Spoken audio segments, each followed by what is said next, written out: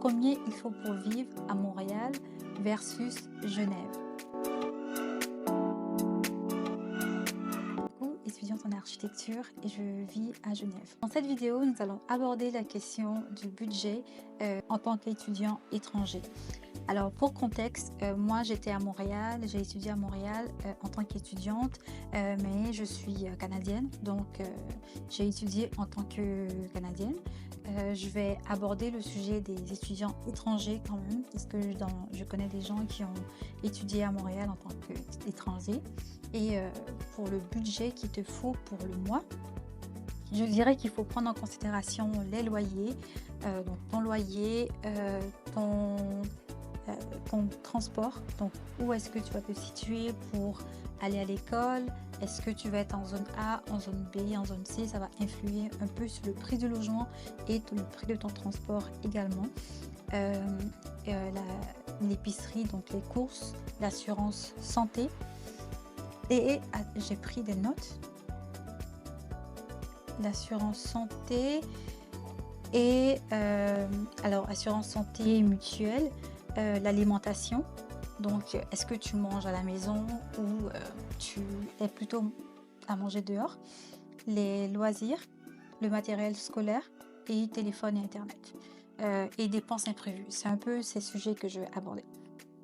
Alors, à Montréal, les loyers, comme moi j'y étais, ils étaient autour de 600. Bah, ça, c'est plus le cas aujourd'hui. J'ai encore mon frère et ma soeur qui sont là. Et je dirais pour un 2 chambres, tu es autour de 2000 ou 1500 peut-être. Mais sinon, dans les 2000, tu peux trouver quelque chose de décent et de correct pour un loyer de 200. Maintenant, pour un loyer d'une chambre, tu peux tourner autour de 1000-1200. À Montréal pour quelque chose de clean et de bien. Pour le transport, je sais que c'est passé de 97 à 100 pour les adultes par mois pour la zone A, seulement à Montréal. Donc autour de 100 par mois de plus. Donc si ton loyer, dépendamment de ce que tu cherches, si tu es dans un 2 chambres ou dans une chambre salon, tu es autour de, on va dire, 1200 pour une chambre salon et on va dire 100 pour ton transport. C'est vraiment des choses de base. Et tu as aussi l'assurance santé. Je crois que pour les étudiants étrangers, cette année, elle était autour de 840 environ par année. Donc, c'est autour de 67-70 dollars canadiens par mois. Je ne sais pas si elle est payée mensuellement ou annuellement, mais c'est autour de 900, on va dire, annuellement pour les frais de santé. Donc, ça, c'est des trucs de base. Après les frais de santé, si tu n'as pas de voiture parce que tu as nécessairement pris le transport, il y a aussi l'alimentation.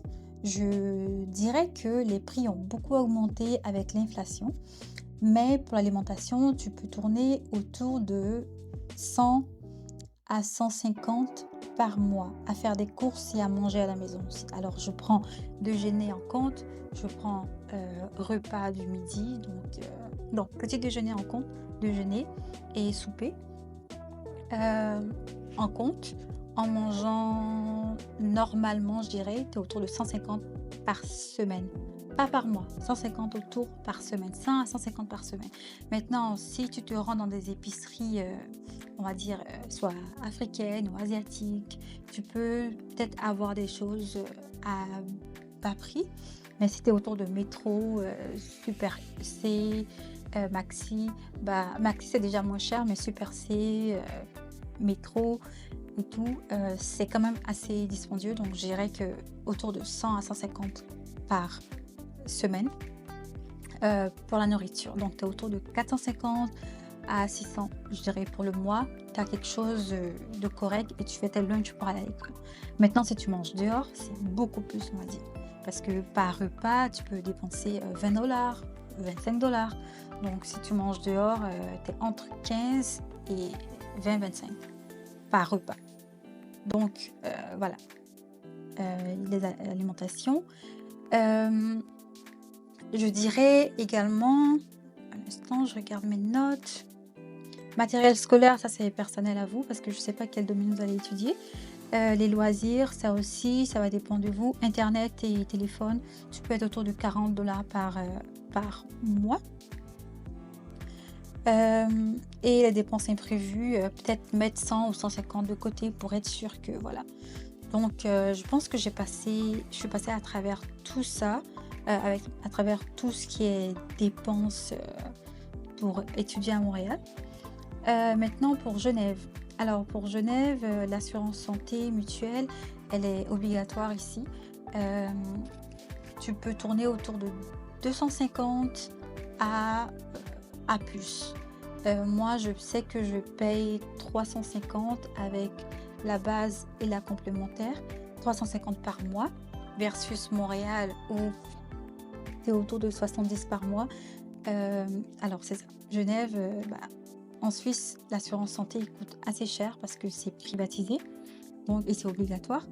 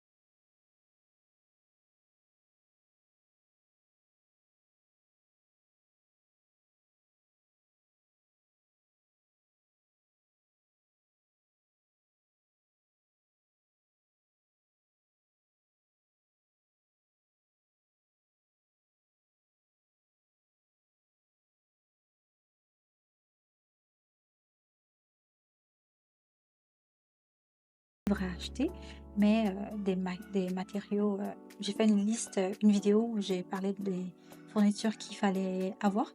Je pourrais mettre la vidéo, je pourrais mettre un lien ici pour que vous voyez, la liste de matériel scolaire qu'on demande en architecture.